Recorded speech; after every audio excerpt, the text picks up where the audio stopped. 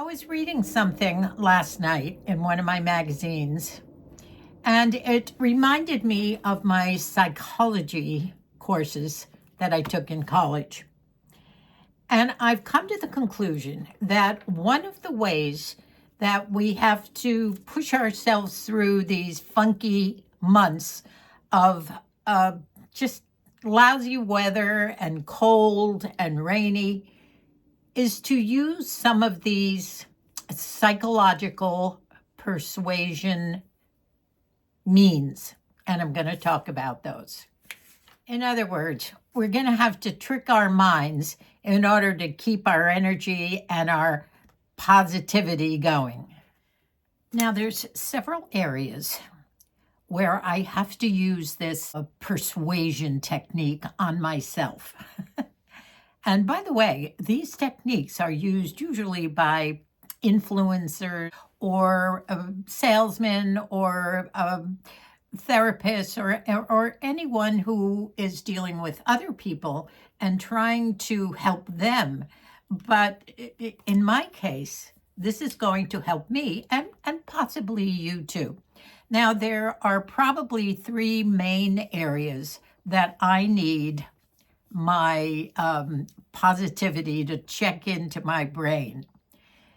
And one of them is to be able to keep my energy up and get through these days of nothing to do, or at least nothing that's fun to do. Of course, we have all sorts of things we can do, but sometimes I have to persuade myself to do those things, and that has to do with the house, etc.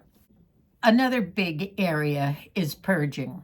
As you know, I've been a collector all my life, and I love my vintage, and I love my thrifting, but there's much too much here. And since I'm reaching the last quarter of my life, it would be nice to kind of have the house a little less cluttered. However, I love a lot of my stuff and it's difficult for me, but I think it's one of those areas where I do need some help. The other area, and probably the most important, is that I am 87 years old.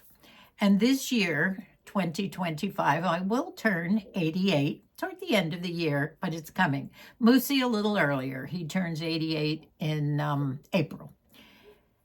And when you're that old, the real realization is that we probably have, if we're lucky, a few years left to spend with our loved ones before we have eternal happiness. And that's a difficult one because if you dwell on it, it's not a good thing. So we have to use this persuading technique on that too.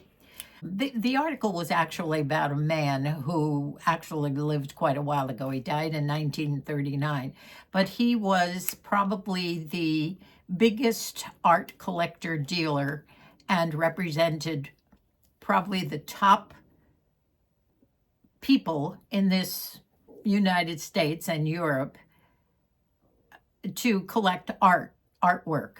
So his life was spent practicing these persuasion techniques. That's what the article was all about. But in order to try and get someone to understand what this is all about, he gave the example of something that he did once. One day he took his little daughter, a young little daughter, child, down to the beach. And it was kind of a windy day, little cold. And he took her down to the edge of the water and she wouldn't go in. She put her toe in and she recoiled back. No, Daddy, I can't go in the water. It's too cold. Well, they went back. They sat down again. And he started to walk around the beach and collected little twigs and little pieces of wood somehow, whether he went to, his home must have been near the beach or someone that he knew, he did borrow a kettle, and he built, with some rocks and wood, he built a little fire, a little small fire right there on the beach. And he filled the kettle with water from the ocean. And he put the kettle on top of the fire until it was steaming hot. And the little girl was watching all this happening as they were discussing this. And then they walked down to the edge of the water. He had the kettle in his hand. And as she watched, he poured the steaming hot water into the ocean. And he said, "There now. Now you can go in." And she put her foot in, and she went right in and had a nice little swim. Isn't that fascinating? I don't know whether it's a true story or not, but it sure does let you know how this technique works. And I have an example of my own. That example reminded me of something that I did years and years and years ago when our first 4 children were all under, I think they were probably under 7, something like that, maybe even younger. I know that the youngest of the 4, Margie, was 2.5. So we had them about every year, year and a half for a while there. Now here's my story. It's a bit of a rabbit hole story, but then again, on a doldrum day, what else do you have to do but listen? Moosey and I moved to Scotland in the late 60s. He was working for the Singer Corporation over there, which had a huge 15,000 person factory in Clydebank, Scotland. And the company, he had been working for them in New York, and the company sent him over there in the financial department, and he eventually became a controller. Summer after we arrived, which probably was the summer of 1969 or 70, we had planned a big long trip all through Europe with our 4 children. And as a matter of fact, we even had an au pair, a young high school girl who had helped me out when we lived at home with the 4 babies. She would come after school and help me with housework sometimes, or if I had to go out to the dry cleaner or to buy some food, she would babysit the kids while I was out. This was always just a couple of hours in the late afternoon after school. So we thought, well, we probably will need some help. And if we wanted to have maybe a dinner alone on our own, it might be nice to have Marlene with us. So we brought her over that summer, and she was thrilled to be able to come over. She had never been to Europe. So we set out in probably the biggest car of all in Scotland at that time was a Vauxhall station wagon. It was a station wagon, but... Shooting brake. A shooting brake, that's what it was called. Yeah, station wagon. And it was probably, here it would be a mini car, but over there it was big. So we had a rack on top of the car. We put the suitcases up there, and I had to pack lightly, but packing lightly with 4 children and an au pair and the both of us was something. But we all fit in. And we left, I think it was probably July. I know it was very warm in Europe on this trip. Believe it or not, 28 days in a car, putting the car on a boat when we went from England over to Holland, and then traveling all over. We visited 9 countries, believe it or not, all the way down to Spain. And when we came back up to Paris from Spain, we put the car on a train. We had a train ride. It was a very exciting trip with the 4 kids. We had a wonderful time. We started off in Scotland, heading south down to where we could, I forget the name of the town on the coast, where we were going to get on the ship with the car all the way over to Holland and then start from there. I suppose we could have gone through the channel, but we decided to go and start in Holland. So I bet we were maybe no more than an hour out. And Debbie said, "Oh, Mom, I think I'm going to be car sick." And she had a little propensity to be that. And also, I think Matthew. So the two of them thought they were going to get sick, and Moosey stopped the car, and I had little pails I used to carry in the car just for this. I don't think they ever really did, but they used to think they did.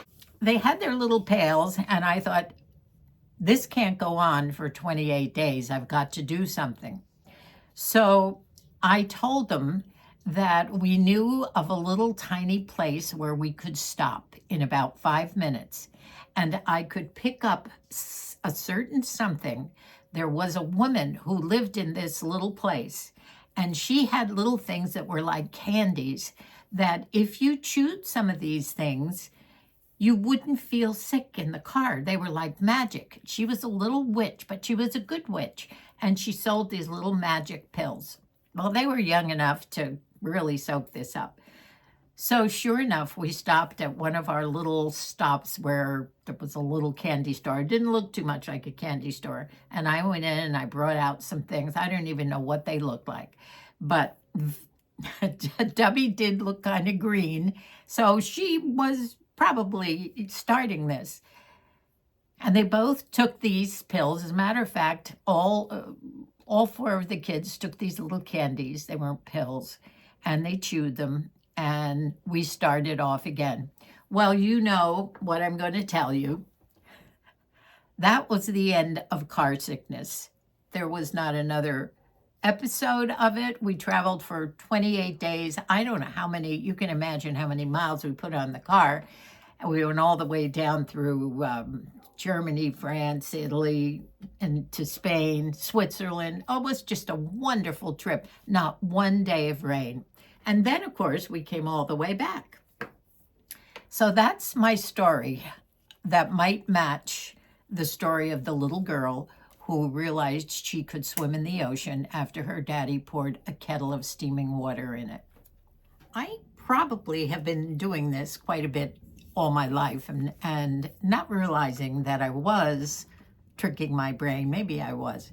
But I always loved the idea of leading what I'm going to call a fairy tale life. And at certain points in our lives, I think it was. For instance, on an Easter Sunday, and this was when the kids were all teenagers and we had 6 of them, Easter Sunday after Mass, I would plan the Easter brunch out in the yard with a big lacy tablecloth, and I made the girls put pretty dresses on and big picture hats, and we set the table very beautifully with lots of flowers, and we sat outside, and well, the kids, "Oh, Mom, do we have to wear the hats?" "Oh, yes, it'll make it so nice." I did things like that. And of course, I did have a business. It was a national catalog, which I did my own catalog, and I had a retail shop, and it was called Romancing the Home. So you can see my thinking here. I did sell a lot of antiques, and at the time, the vintage laces and bedding and lacy curtains from Austria and all these beautiful things were in vogue. This was I started this business in the mid-'80s. And we had beautiful Battenberg bed covers and duvet covers. And that was the style at that point. And lacy curtains and you name it, tea parties. And that's what our business was about. So I have kind of led this fairy tale type life in a way. Very realistic, of course, with 6 kids. It can't be fairy tales all the time, but I tried. And the way I can psych myself is I know how I want my cottage to look with the little lacy curtains and my beautiful little plates on the walls and various other things. But it doesn't always look like that because sometimes I overdo it. Now, right now, I'm being very minimalistic about my decor on the mantle, if you've noticed, I've only put a few of my Delft plates out to match my tiles, which, by the way, I painted myself and had them fired and put on there. But it doesn't always look fairy tale-ish, so I have to purge. I have to get stuff out of the house. Now, once I get it out, can I get rid of it? Well, my thinking goes, well, some of the kids probably would like this. But as we know, so many times people will say, don't count on it. Your kids don't want your stuff. So I'm going to have to psych myself with this art of persuasion. And what it is it's how you perceive things. Perception is what it's all about. It's kind of like assumptions. If you perceive that you want a house that's romantic and pretty, then you have to psych yourself into saying, but I've got too much extra stuff hanging around here, and that ruins the look. So can I do that with me? I think so, because I've really done it all my life with this fairy tale idea in my head. And fairy tales don't have a lot of stuff around, do they? And the last area of this whole thing that I'm talking about has to do with aging. When I think about it, which I try not to think about it too often, because you can't dwell on the fact that you have lived most of your life. And in a very short while, time flies, as they say, when you get older.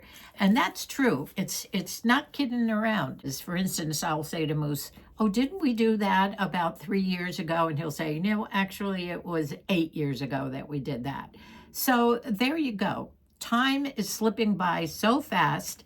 And I said the other day, oh, I just can't wait until January's over, right? I can't wait until this winter is over. But when I think about it and I try and get it into my head, why do I want these months to rush by?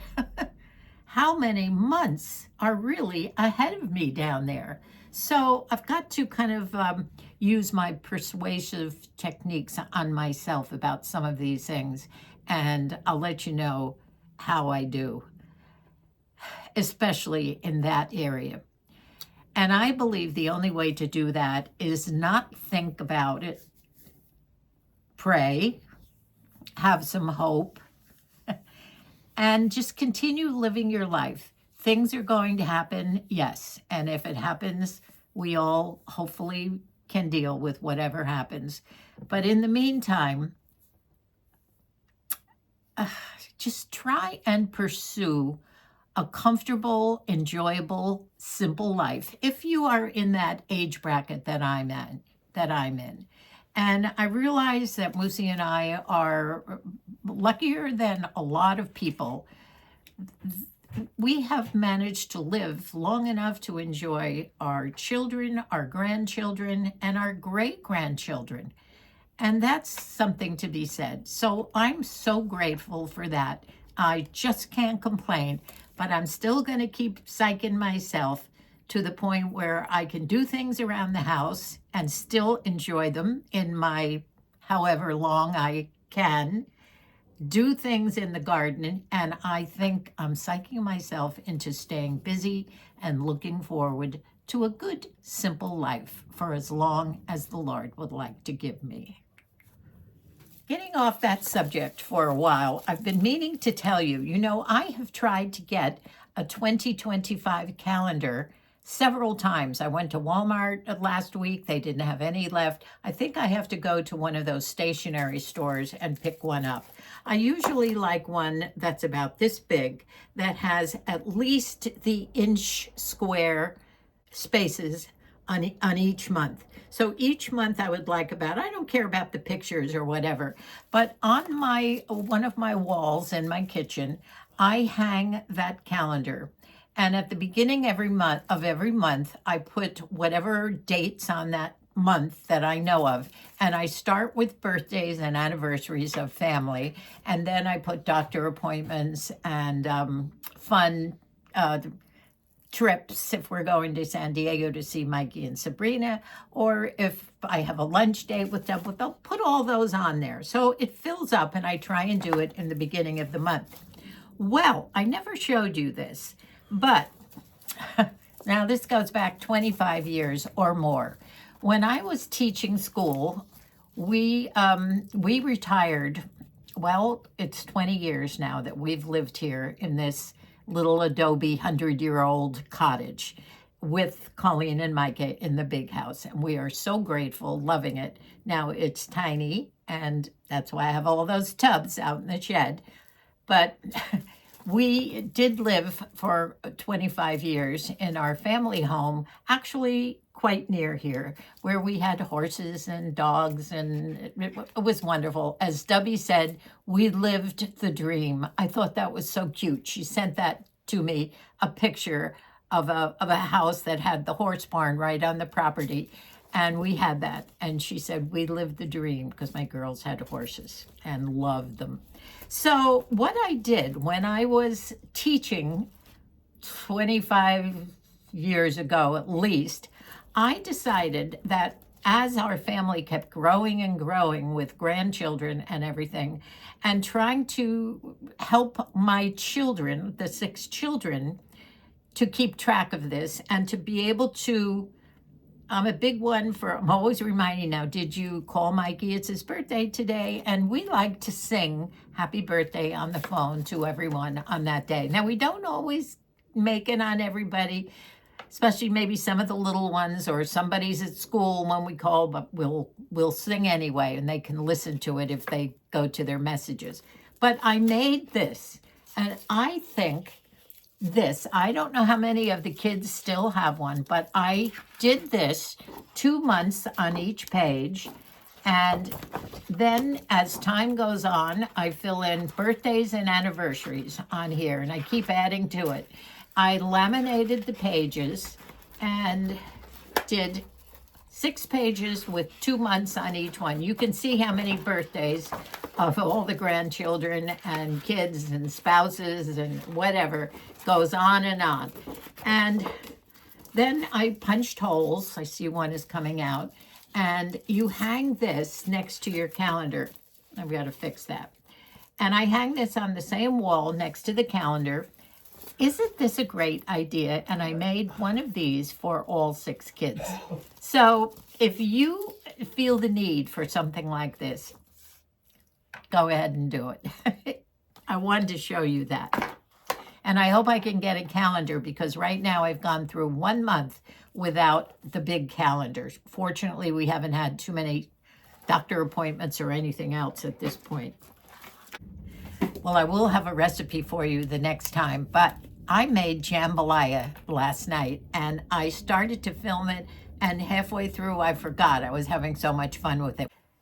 Don't forget to subscribe, my friends. Just hit that subscribe button until it turns gray, my grandkids say. Thanks so much for watching, for binging. Stay warm, all of you. Stay safe in this funny weather. See you real soon again. God bless us all. Love you.